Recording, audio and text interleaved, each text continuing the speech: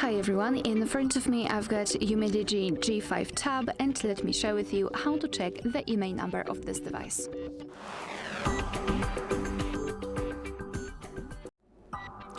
So let's start with opening the dialer. Let's tap on it, open the keypad and enter a special code which is *#06#. And as you can see, by this code we are provided with the device information and we can check both IMEI numbers.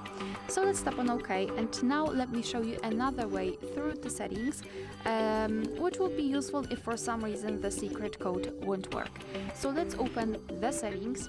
Here in this left section, scroll down to the very bottom to find About Tablet, and then scroll down, and here we've got this option Status. So let's tap on it, and here we've got both IMEI numbers for both SIM slots. Alright, so that will be all. Thank you so much for watching. Please hit the subscribe button and leave the thumbs up.